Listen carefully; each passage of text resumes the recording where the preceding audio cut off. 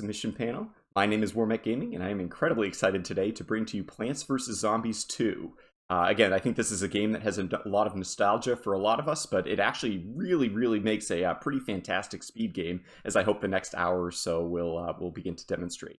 Specifically, I'm going to be doing the Ancient Egypt category. This is the first of the many ILs that the game has to offer, and what makes it really nice is because we always start from a fresh file. Basically, it brings a nice sort of continuity to the game, where sort of the any percent category ends up bouncing around a little bit and sort of getting only to a slightly more arbitrary sort of end. But again, the game is despite sort of being a mobile game, designed really for all ages. The speedrun itself has a ton of depth, strategy, and is a little bit different every time we play through it. So again, I think that sort of coupled with Plants vs. Zombies community sort of incredible growth that we've had over the last couple of years. Again, sort of just combined with the popularity of the Plants vs. Zombies series in general, again, I think would make a really fantastic addition to the next Games Done Quick. The run itself is, very fast, very strategic, and very safe and dependable. With the difference between, at least for a runner like myself, probably the very best and the very worst run, maybe at most being just a couple of minutes. So again, really kind of think hits that nice sweet spot for a marathon setting. Again, just a quick note: this is a pre-recorded run, and that I completed yesterday. Although again, I am very comfortable playing and talking at the same time. And this is played on a mobile device. And again, because I'm sort of with this demonstration doing a kind of a capture of a capture, the quality may be a teeny bit lower than we would expect in an actual Games Done Quick setting. Again, as a result, we should be able to stream in 1080p, and the resolution will be a little bit better. But just for this demonstration purpose, this sort of slight tweak to the quality was necessary. So without any further ado, we'll jump right into the game. As you can see right here, we do have to start from the main screen of my mobile phone. We have to load the app up from scratch, because that helps to reset the RNG, make sure that we don't know exactly where all the zombies are going to appear at the same time. So we create a fresh file, and after a quick loading screen, we're really off to the races. The category itself has 25 levels, each of which lasts an average of about 2 minutes. So again, we really do go through things pretty fast, with no two levels being alike, and each sort of presenting its own unique strategies and challenges that we need to overcome. All right, so again, timing begins right when we click on Skip Over.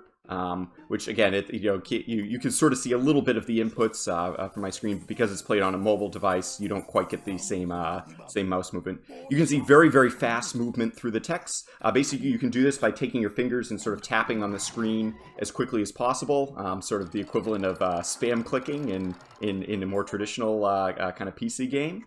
And yeah, we jump right into to the first level already.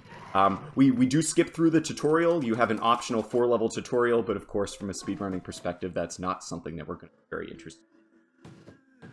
All right, so you see the very first thing that we do here is we click the fast forward button and immediately start using the plant food. You saw about 4 or 5 very quick actions that we have in there.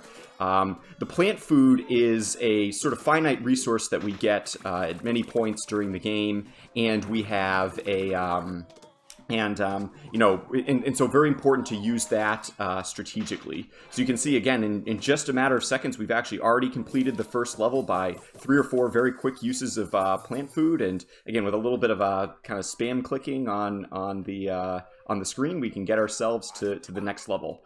There is a little chat and banter between Crazy Dave, one of the stars of the Plants vs. Zombies series, and Penny, his trusty sidekick, sort of van time machine sort of thing that takes us back to ancient Egypt right here. And again, the game giving us a quick demonstration of sort of exactly how the plant food works. For those less familiar with the series, Plants vs. Zombies is technically, I looked it up on Wikipedia. They call Plants vs. Zombies a tower defense game, because what we're trying to do here is prevent the zombies from going, from getting through our lawn and in eating our brains, so to speak. But really what I find the game has more in common with is a real-time strategy game, because you can see we have a few different types of plants. We have the sunflower that generates sun, and then we use that sun in order order to plant different offensive types of plants. You can see the cabbage pult that we have there, along with the pea shooter and the potato mine that we had in the last level. And sort of as you would expect from any good real-time strategy game, each plant sort of counters different zombies. Again, very high hit point zombies are very susceptible to sort of the large, we call them instants, but basically like explosives that sort of do a lot of damage over a very short period of time. And the weaker zombies and sort of the higher quantity of zombies we get, the more benefit that we get from certain other types of plants like the pea shooter, the cabbage pult, and even the bloomerang, as we can see right here. So again, a lot of the game is about the strategy of, again, sort of figuring out what plants are sort of best to counter what zombies.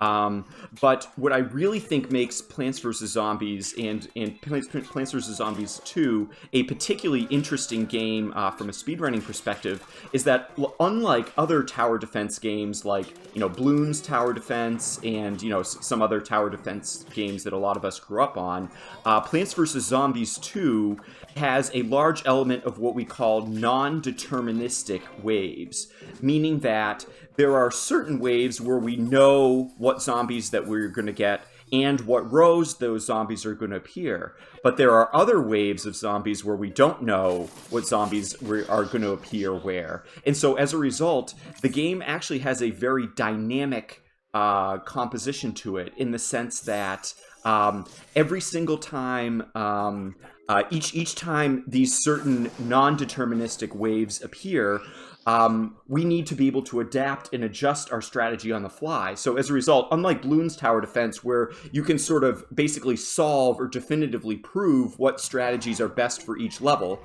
because Plants vs. Zombies, each time you play through each level is different and sort of has different zombies that could be appearing in different rows. As a result, the real crux of this game is not really just figuring out what strategy is best and just sort of spamming it over and over again, or just trying to do the inputs as fast as you possibly can, but rather it's being able to adjust your strategy on the fly. Say, ooh, we got 2 zombies in a row in the top row, and then we got the stronger conehead zombie in the middle row, and being able to adjust on the fly a little bit there. And I think what makes the game even more exciting, as you can see from the current level that we're on right now, is that there's also a macro component to the game.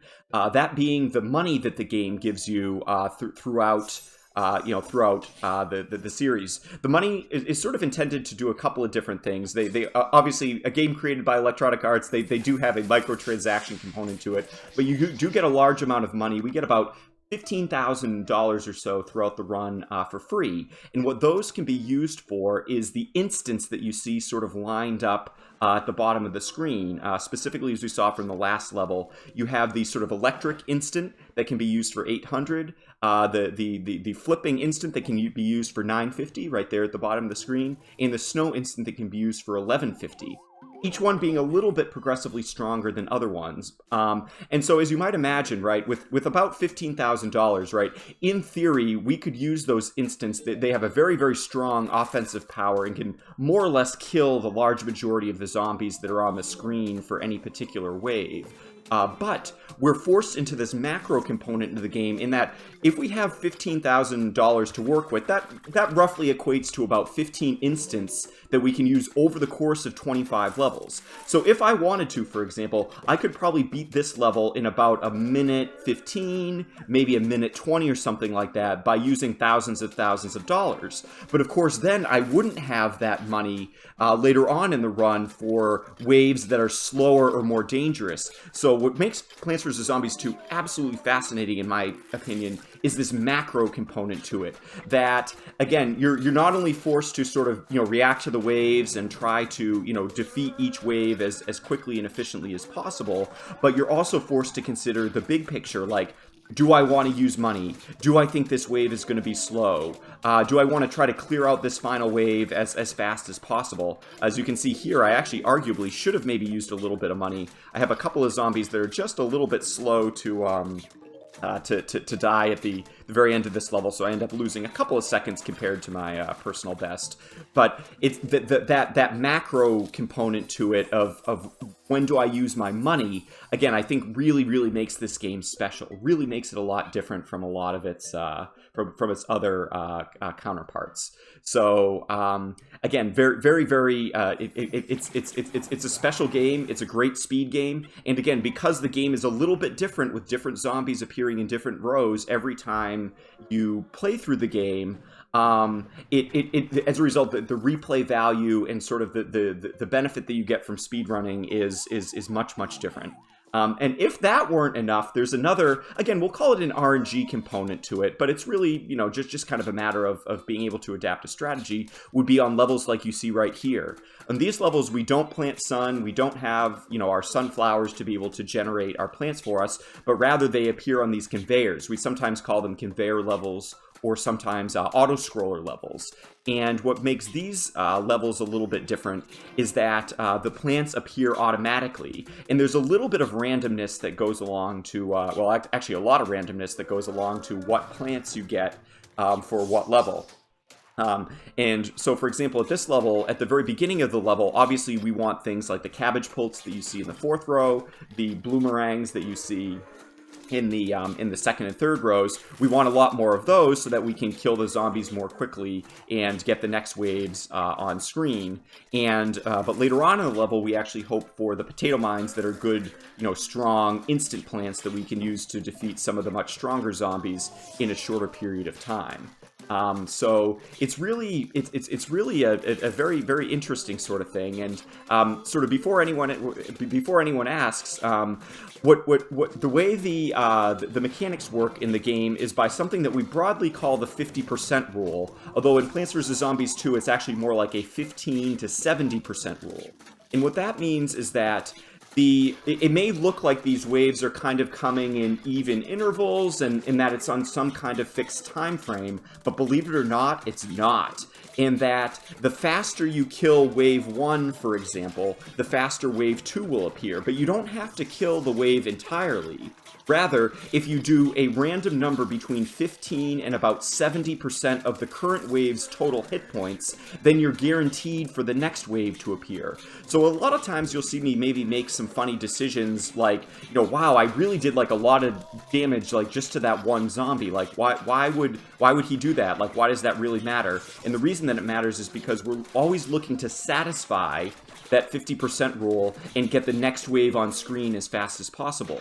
But of course, sometimes there's going to be a trade-off to that, right? I could go all in, I could devote every resource that I have to getting that 50% rule, but you know, again, if I'm not careful, you know, I'm going to end up you know, in a lot of trouble and not have enough resources like sun or plant cooldown in order to satisfy the later levels. You see there that I had a Gargantuar that appeared at the end there. That's the strongest of all the zombies that we face. But unfortunately, I did not have enough potato mines in order to deal with him. I waited about the last minute to minute and a half trying to save up all those potato mines, like I said, but the RNG was not with me, so I ended up losing about 20 or 30 seconds just on that final wave alone, purely due to bad RNG and not being able to kill that Gargantuar as quickly as I like. In hindsight, I really would have liked, you know, maybe to use some money, but I didn't do that there. And you'll actually see at the beginning of this next level, despite it being early on and there being no real danger, you saw I used an instant. I used the zap there. And the reason for that was because that first wave is very slow. Those camel zombies that appear with like the shields on their front, like you can see right there, they have extremely high hit points, and it's very difficult to satisfy the 50% rule. So as a result, if I have a wave that only has those camel zombies, it's very important that I try to do as much damage to those waves as quickly as possible. Like you can see right here, I had a very slow wave because I wasn't able to do a lot of damage to the camels as quickly as I normally would have liked. And in fact, I got a little bit unlucky that the camel in the top row appeared right behind a camel that was also in the top row before it. So it was really extremely difficult for me to do damage to that wave and satisfy the 50% rule and sort of, again, get the next wave to appear on screen. again, you can see with the final wave right here, you know, again, just looking to do as much damage as we can. I get a little bit lucky with that potato mine. Maybe should have used an instant again at the very end here, but I felt like this level was going pretty well and that I was going to end up with a pretty solid time, so decided to save a little bit of money. You'll see that was, I was taking a little bit of marathon safety here, even though obviously this was just a kind of a test run or you know, again, a submission attempt run. I wanted to sort of do it from a marathon setting, so you see that I maybe make some mistakes if I was like really going for a world record, if I was really trying, you know, my best and sort of willing to put the entire run on the line. But I do take some marathon safety strats here, again, just for the purpose of you know, making sure that, again, in a marathon setting, that the game would make a lot of sense. And really, marathon safety in Plants vs. Zombies 2 means not using your money, again, unless you absolutely have to, or unless it's going to be such a large time save that, you know, you really can't, well, you can't help yourself, for lack of a better way of putting it.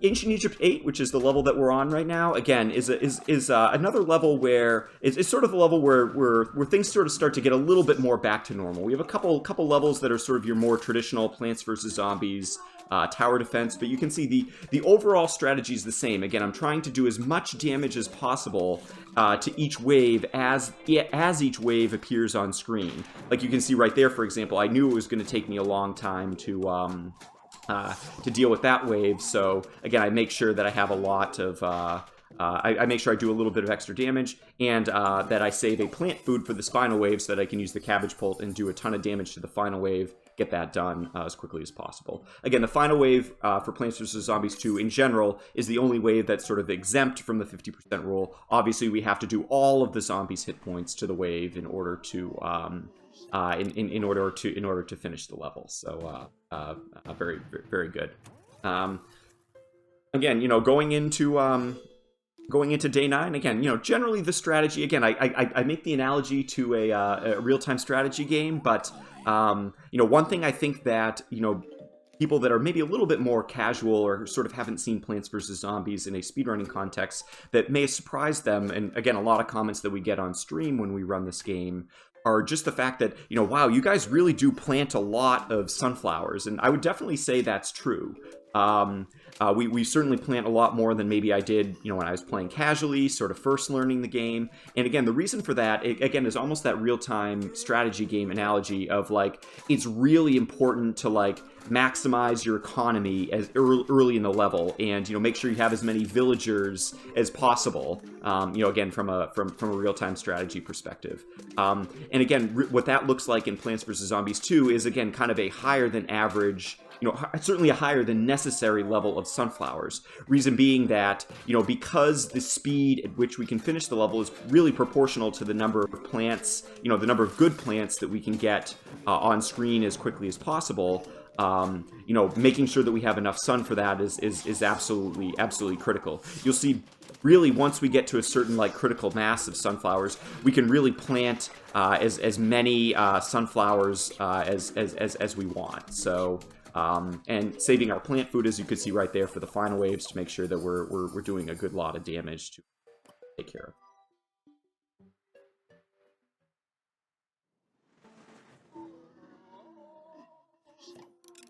Again, and, you know, sort of in typical, you know, in typical almost tutorial-like fashion, the game does begin to introduce additional plants to you. And this is the first level where we sort of have a decision to make. You'll see that I end up omitting the bloomerang and replacing that with the Gravebuster. And even though the Gravebuster does not directly do damage to any of the zombies, you can see that by busting those graves that normally block you know, pea shooters and other types of plants from being able to plant there or to fire through there.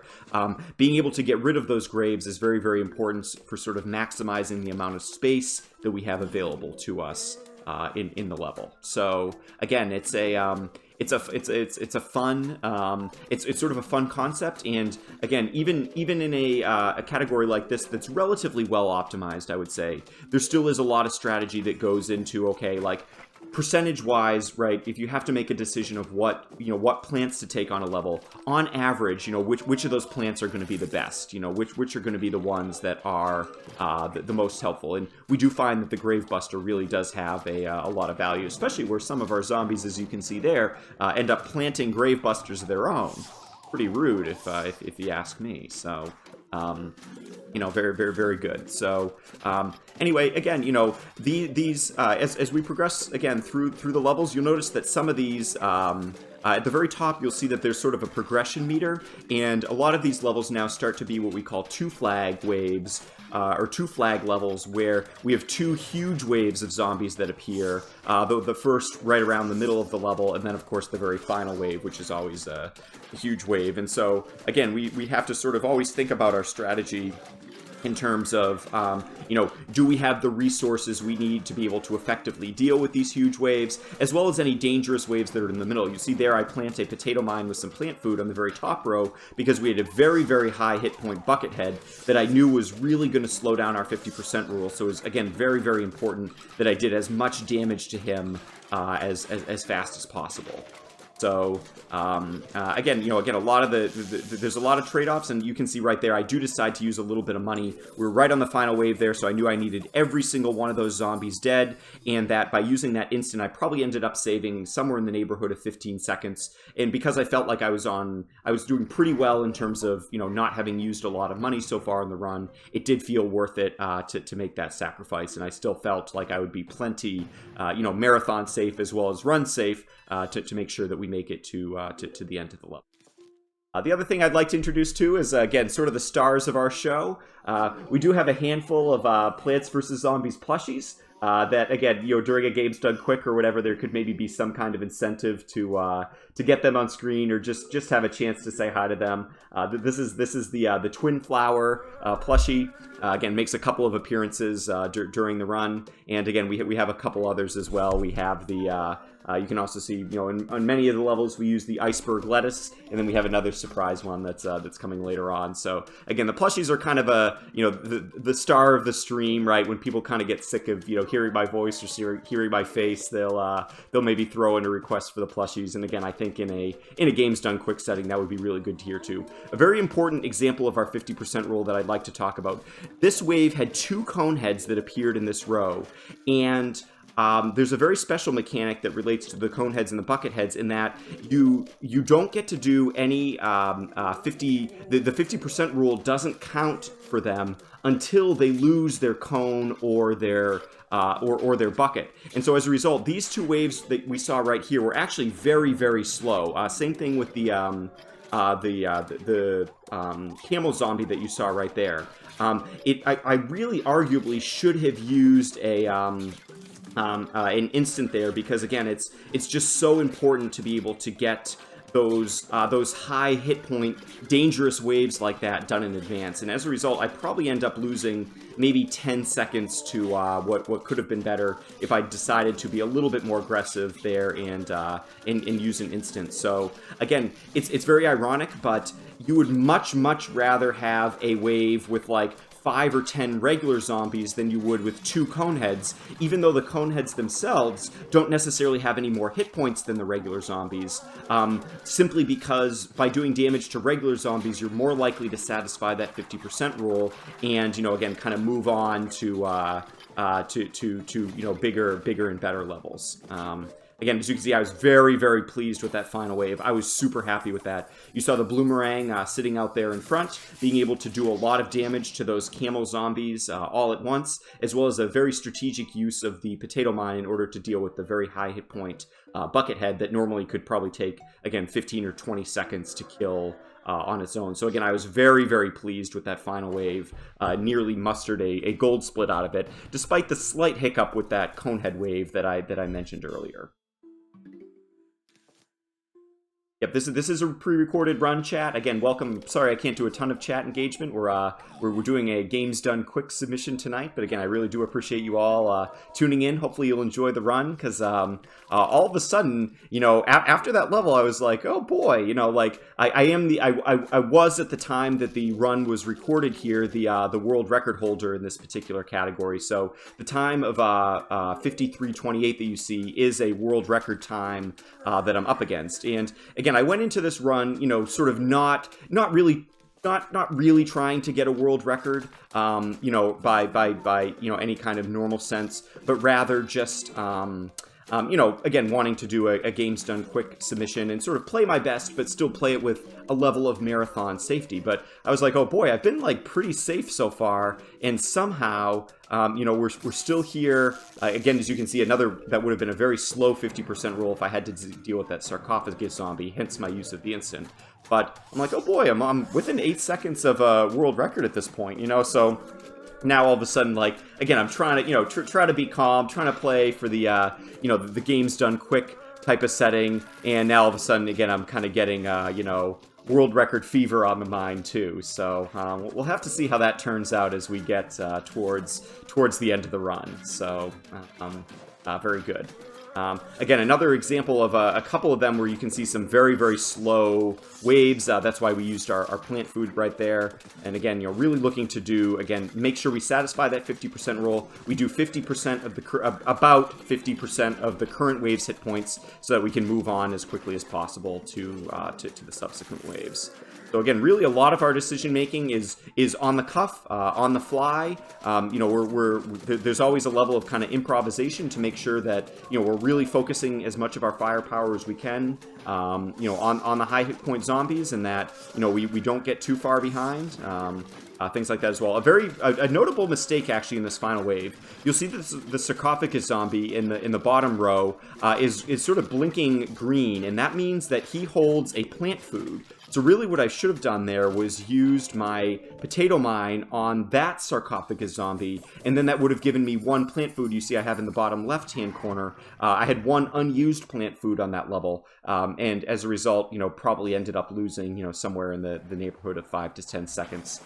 From my personal best. So a fairly large mistake there by, again, I just didn't see that sarcophagus zombie appear on screen in time, and so as a result, I shorted myself one of the very powerful plant foods that can, again, really help take out the final waves in no time.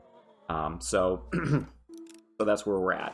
Again, Plants vs. Zombies 2 has a couple of very cool features. Again, in addition to the fast forward button that you can see in the upper right, which makes the game run at 1.5 times speed, which kind of gives it really does make it a lot more maybe intense or chaotic than Plants vs. Zombies 1 from a speedrunning perspective. I wouldn't definitively say that it's harder per se, but it is faster and more chaotic. So again, it does require, faster reflexes, sort of faster improvisation, and again, a little bit, it can be a little less forgiving, just in the sense of, your mistakes are really, because the zombies move so fast and, the game moves so fast, there's not a lot of room for being forgiven. As you can see, again, I planted a potato mine proactively there and did manage to hit the high hit point conehead zombie, and even got a little bit lucky here with the other potato mine where I was able to get another conehead. So again, a little bit of luck, a little bit of skill. Again, I think that's sort of maybe what makes a good speed game. Again, obviously there's much more skill than luck in all Plants vs. Zombies runs, especially this one. And again, arguably could have used an instant here. Again, those camel waves are just incredibly slow. But again, I wanted to be conservative. I wanted to be safe. Still just trying to do my best. Play through the category, again, as best I can, and make sure that we, that we don't run into problems, because, as you might imagine, the later that we progress into the ancient Egypt levels, the more difficult they become, and again, the less forgiving. So again, as you can see, by saving all the plant food that, like I did right there, we had enough to really kind of annihilate the final wave just by using a couple of the plant foods on the cabbage pole to really do a lot of that. So You know, again, we're in pretty good we're in pretty good shape here. Again, money wise, I have, you know, we're about halfway done the run. We've done 13 out of the 25 levels, and I still have much more than half of my money left, and we even have a little bit more on the way. So, you know, again, at this point, you know, feeling pretty good.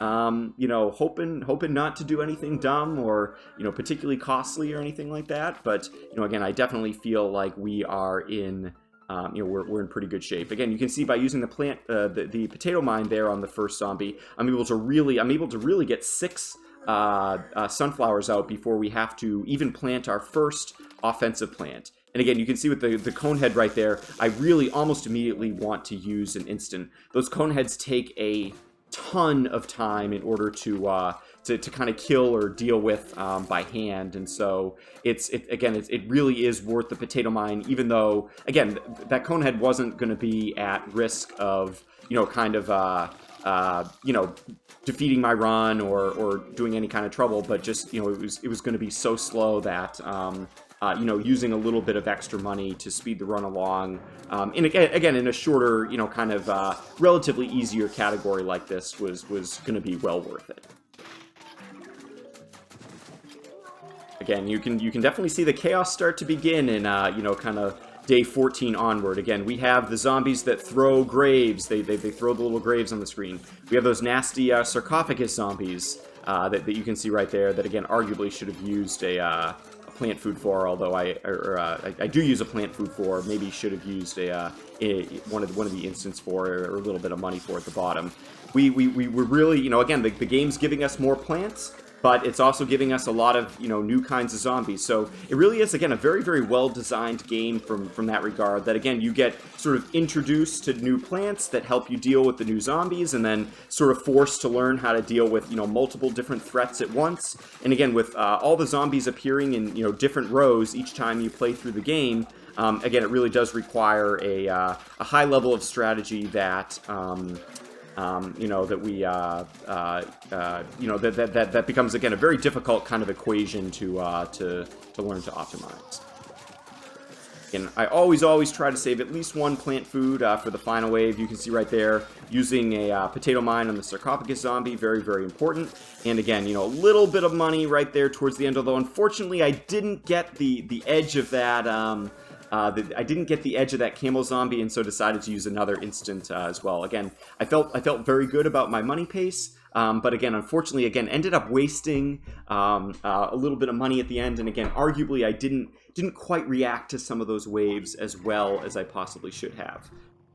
So you might be saying, you know, like, what's with these levels? They're a little bit repetitive? You know, how can we add a little new flavor, a little new challenge to the level? Again, as we introduce our Bonk Choi plushie right here, he finally gets featured in the run, so it's a good sort of thing. And you may notice the little call it caution tape or what have you on a couple of our sunflowers there. What those are what they call the endangered plants, and if the endangered plants die at any point during the level is immediately over. So you'll see that, again, I really try to put a lot of firepower in front of those rows, the first, third, and fifth row that you see right there, because again, it can be certainly a run killer if you do that. Although again, I'd like to point out from a marathon perspective, because none of the levels are really much longer than 2 or 2.5 minutes, even in an absolute worst case scenario,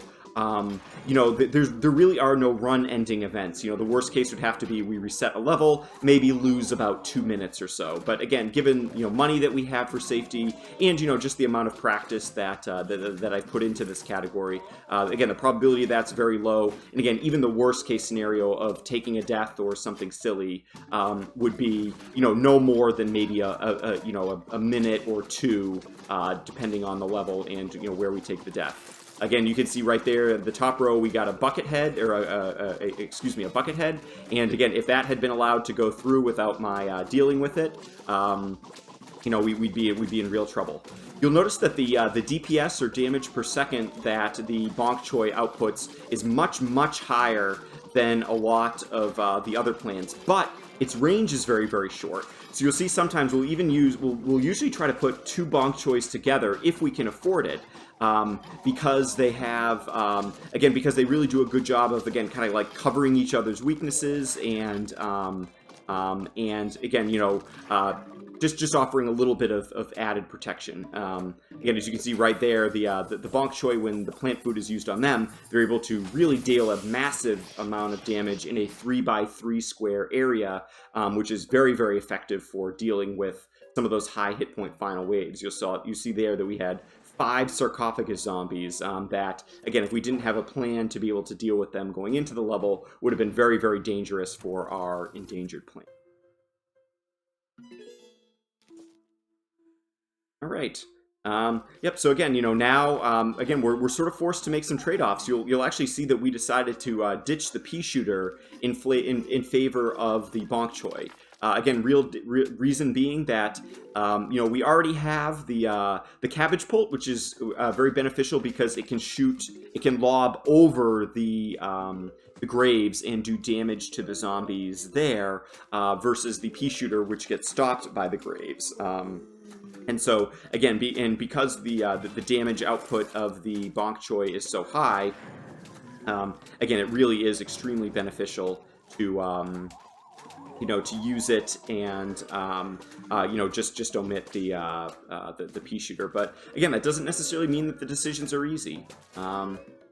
You see here, again, I really made a mistake there. Really what I needed was to do a lot more damage to that bucket head. Arguably, this is the biggest mistake of the run so far, because this wave only had the one bucket head. So you can see right here, I'm not going to get the next wave until I've done 50% of his hit points without his bucket head on. So I ended up losing about 10 or 15 seconds there, honestly just forgetting and not paying enough attention to the fact that that wave had that solitary bucket head. Again, a major, major mistake.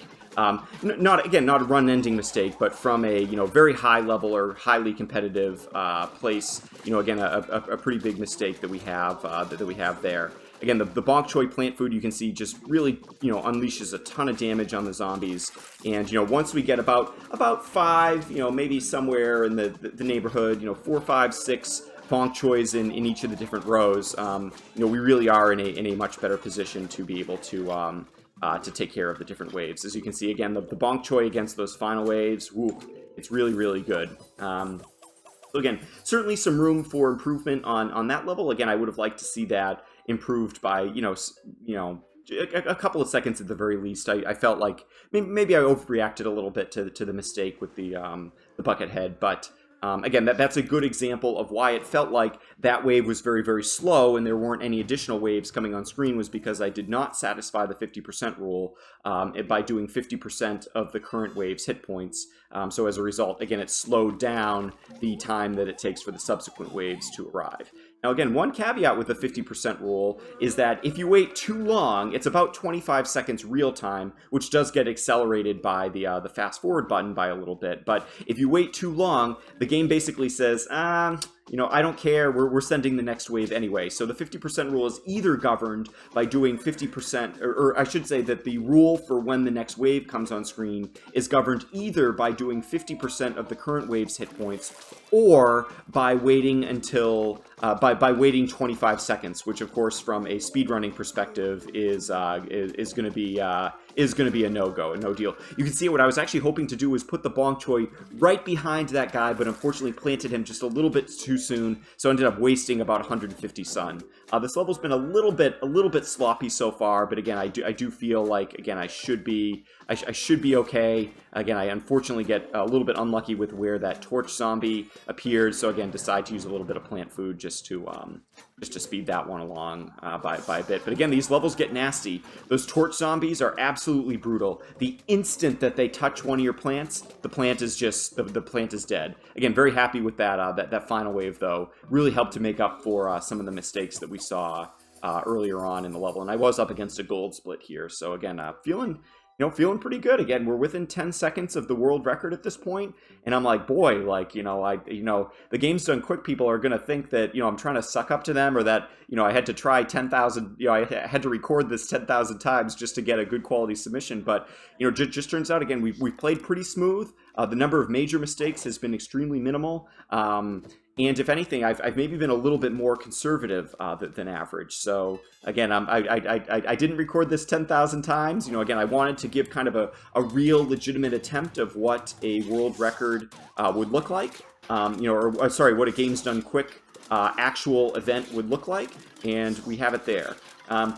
Wave 8, this level, Ancient Egypt Day 18, again, I love these levels so much. We call them the plan your defenses levels, and basically the way these ones work is you start out with a fixed amount of sun, but you can't plant any sunflowers. So basically you get to, it's almost like your other, like again, your Balloons Tower Defense, where you, for the level, you plant everything that you possibly can, and then until the end of the level, you don't get to plant anything else. So again, if I'd run into too much trouble here, you know, I would have been, you know, I would have been, you know, in a situation where, again, I can't plant anything else. There's no sun that gets generated. So again, after much sort of testing and trial and errors and things like that, we found out that the Bloomerang was, again, a very, very good plant for this level. What the Bloomerang does, you'll see, it goes through the first 3 zombies and does damage to them on its way out, and then again on its way back. And because so many of these waves, as you can see, have like 3 tiles, right? Like the 3 tiles for the camel zombie, the, you know, 3 individual zombies, you're almost always able to maximize that damage output.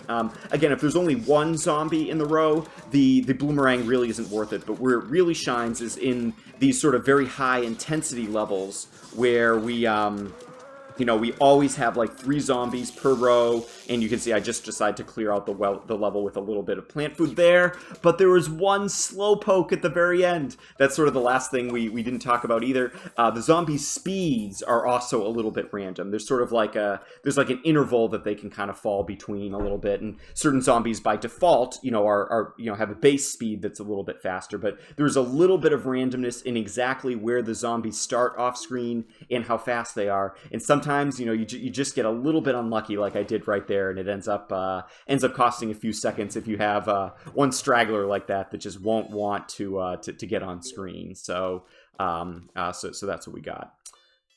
Again, you know, the game has no shortage. When I said that every level was a little bit different, there was really no joke there. As you can see, actually a slight misplant there. I should have planted the potato mine in that 4th row, just 1 square farther forward. I was not really at risk of it getting eaten, and I could have saved about 1 to 2 seconds there that it took the zombie to have that there. But what this level is interesting, you'll see sort of in the upper left-ish part of the screen that it says 4 left right now, for example, and that means that at any given time you can only have, I believe this level, for example, it's up to 12 plants on screen at any given time.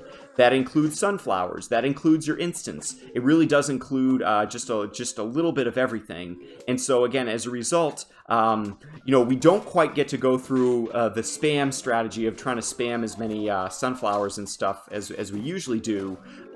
Again, simply because we are limited by the number of plants that we can have on screen at any given time. And so as a result, we don't get to sort of build up, you know, the double bonk choice like we have, or, you know, a lot of plants. You know, we're really forced to be, you know, a little extra conservative and, you know, and really do our best. Again, a pretty big mistake there. I meant to plant the bonk choy 1 square farther forward. Just a little bit of a misclick that, again, between those 2 mistakes on the first wave and then again there on the final wave, you know, again, a couple seconds lost, but nothing too devastating.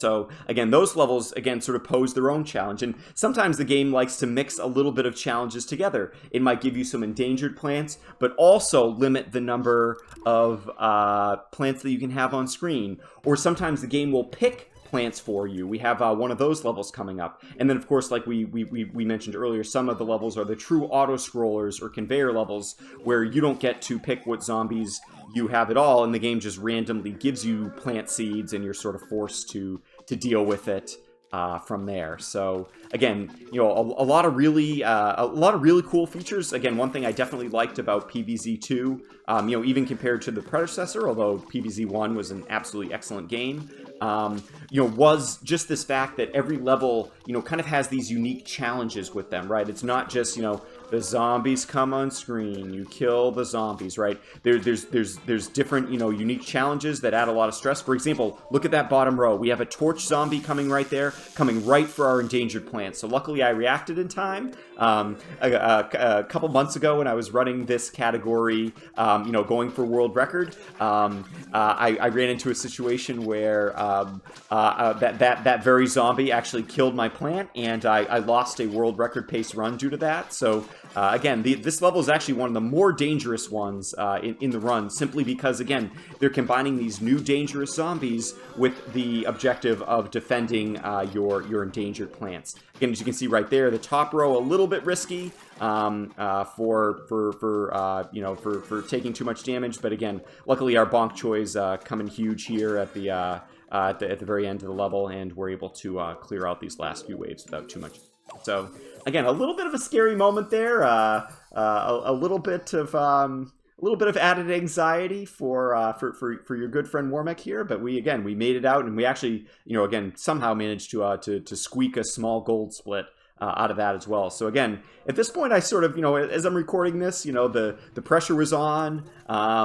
You know, I was sort of feeling like, all right, you know, I knew there was a little bit of time to save. A very, very important thing about this level. This is one where the game picks what seeds you have. Again, as our buddy the Twin Flower here gets focused front and center. And what you saw me do at the beginning there was actually buy a plant food. That's the very last use of money that you can do in order to significantly speed up the game. Is you can actually, for $1,000, you can buy plant food. So what I did here, because again, this level is very difficult for generating sun because the Twin Flower is so much more expensive, I bought a plant food, then immediately used it on the Twin Flower, which goes and generates 150 sun right at the top of the level. So again, for the small cost of $1,000, I really did feel like that extra sun was going to be well worth it.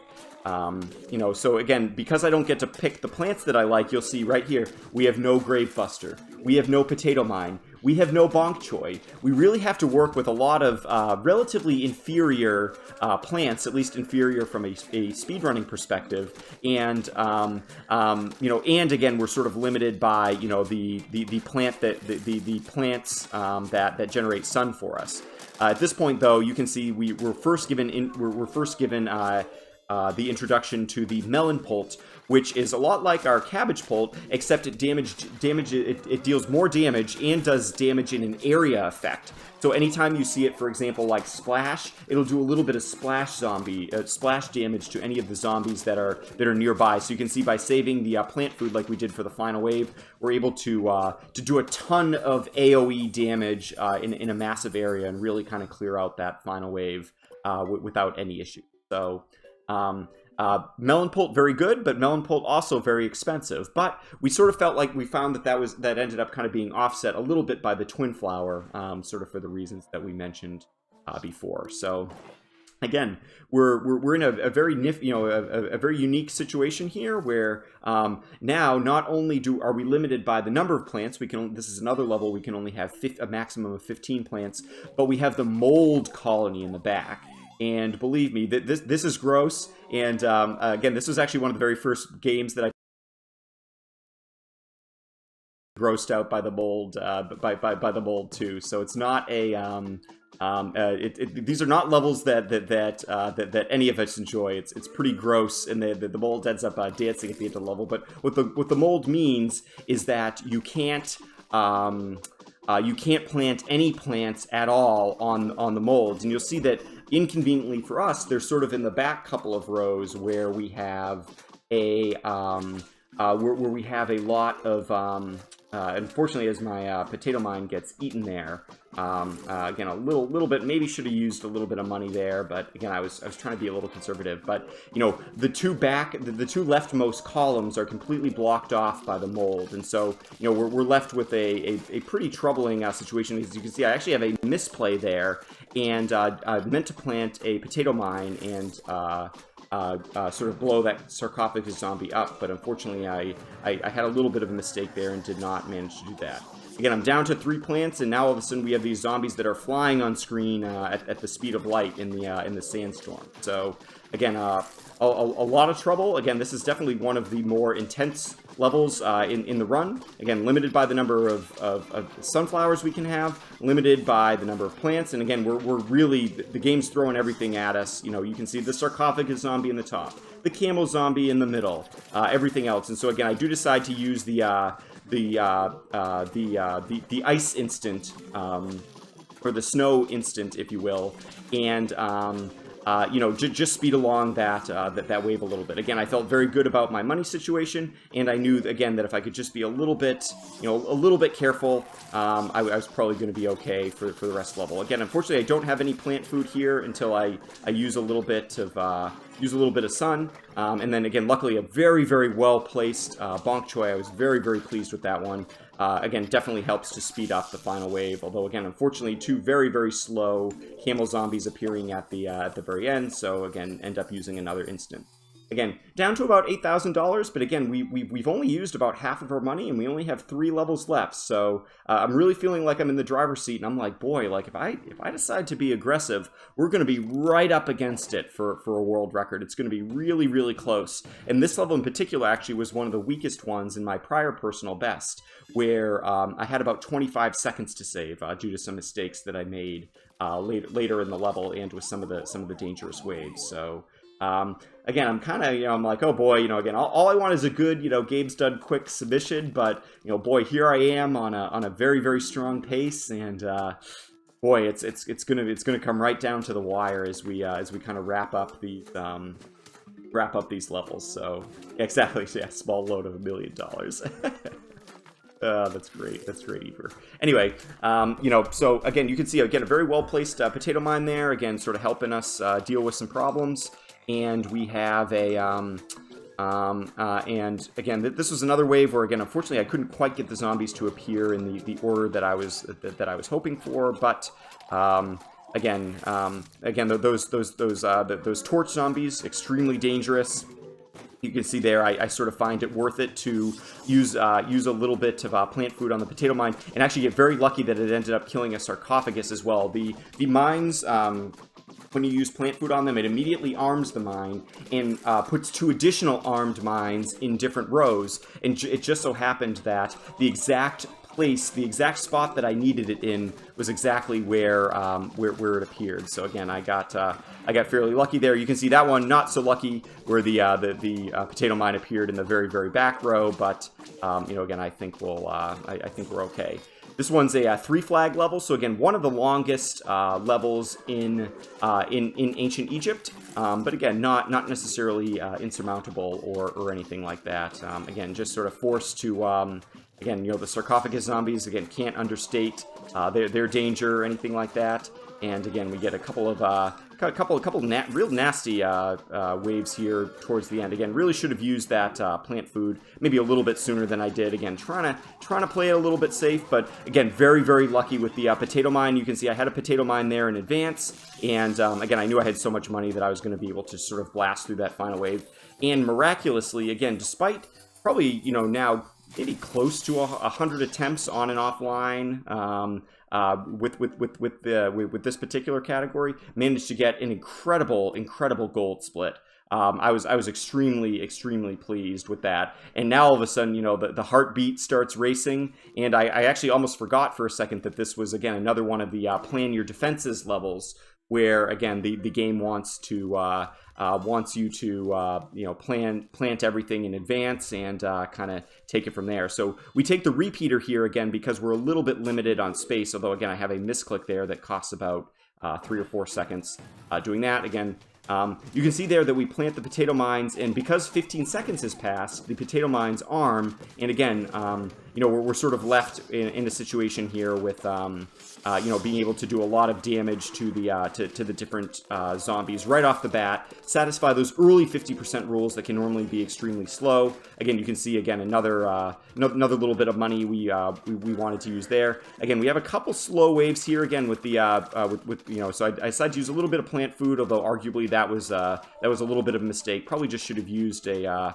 instant, but again, I decided to play it out again. again, not super happy with that. Do decide to use a little bit of money here. Again, I'm left with so much money that I'm like, boy, at this point, almost every wave, right, I can pretty much use a little bit of money. Again, the swiping instant that you see there is extremely good against the high hit point sarcophagus zombies and everything else.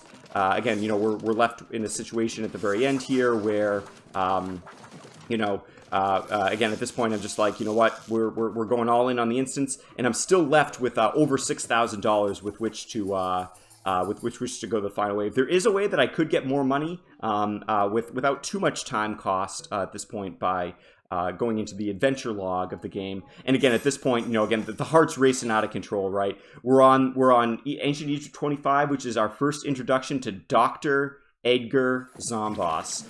He appears in many different forms in Plants vs. Zombies 2. Again, this one kind of being an Ancient Egypt theme, where you can see he's sort of riding around in a Sphinx-like contraption. But the challenge here was I was up against a gold split, in a really good gold split too, of just 2 minutes 16 seconds. So I knew if I could get even close to my gold split, I was gonna be in good shape. So you see right away I buy 2 plant foods. Again, hoping that, you know, again, if I'm ever in a situation where I really need to use the plant food, sort of like I do there, although unfortunately that placement was not necessarily the greatest by me. You know, I'd be able to potentially to take care of that. Again, it's important to try to save your plant food for some of the later phases for Dr. Zomboss, when you know, when he starts, you know, planting some of the really nasty plants, or some of the really nasty zombies at the very end. You can see here I've done a really nice job of cleaning out all those graves, you know, trying to balance the firepower in the different rows, because he jumps around to different rows, and only the row that he's in are the ones that can damage him. And right now we got him at about a third of his hit points, so that's very good. But again, I luck out a little bit there as Dr. Zomboss moves right into the line of fire with one of the plant foods, and I still have 3 plant foods. You can see there in the bottom left. Now down to 2. Kind of wasted that one, although again it was a nice bit of a nice perk. You know, as he now begins planting the gargantuars. So I decide to buy two more sets of plant food. Again, unfortunately, that one doesn't get quite as much value as I hoped for, because he decided to hop around a little bit. And again, left down to just $1,600 left. Decide to buy yet another plant food. Accidentally use that plant food on the walnut as the gargantuar goes into, just about to hit my the end of the row right there, as I get a bunch more plant food, and I do manage to muster a 38-second world record out of this with a crazy gold split in Dr. Zomboss. This was absolutely insane, and I promise you that I didn't like try to, you know, overhype this, or, you know, do a million recordings like just to get a world record or anything like that. But that is what we ended up with. Again, I do feel like I played very well here. I apologize, we're dropping just a couple of frames as things kind of get crazy on screen here at the end, but managed to break another minute barrier, and again, sort of reach the end of our run. So again, this is very reliably. Again, I would say that with about 95% confidence, I believe that we can always finish this run in less than 55 minutes. And with 99.9% confidence, we can finish it in under an hour. So again, I think I'll call the estimate, again, somewhere probably in that 55 to 60 minute range for Games Done Quick. But again, it's very reliable. You know, the levels are fairly consistent. And again, by using the macro game the way that we can, you know, for example, I would not have necessarily used all that money on Zomboss at the very end if I had needed to sort of save some of the earlier levels, you know, in more of a marathon setting. Again, I was able to be very aggressive at the end, and ended up paying off with a couple very nice gold splits at the end of the run. So again, this is Plants vs. Zombies 2, Ancient Egypt. Again, I really hope you'll consider it for the upcoming Games Done Quick. Again, we have a huge, you know, really excited Plants vs. Zombies community. We have a lot of people I know that would be willing to co-cast and sort of be on our couch crew, so to speak, for the event. And again, I think it's just a game that would like really appeal to the viewers. It's sort of in that nice sweet spot with length and speed, and, you know, crazy strategies and new plants and all the different, you know, kind of conditions that all the different levels have. It really does, you know, add a bit of hype. And there even is a little bit of ability, whether it's between the plushies and the file name, and even some other adventures that we have, we do have the ability to to build some nice incentives. And again, I really think that it would really do so well in a games done quick setting.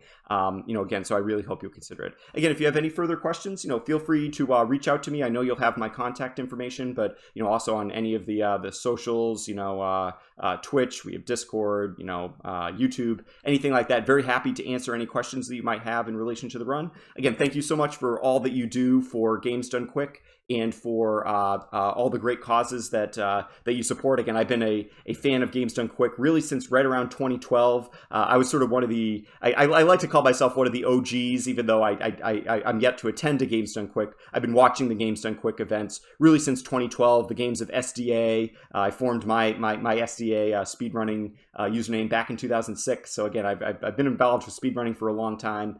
And again, I'd really love to be able to share this game with the Games Done Quick community. So again, thank you for the consideration. Take care. I hope everyone's healthy, everyone's safe, everyone's taking good care of themselves. And again, until next time, thank you very much. We'll talk to you all later. Bye-bye.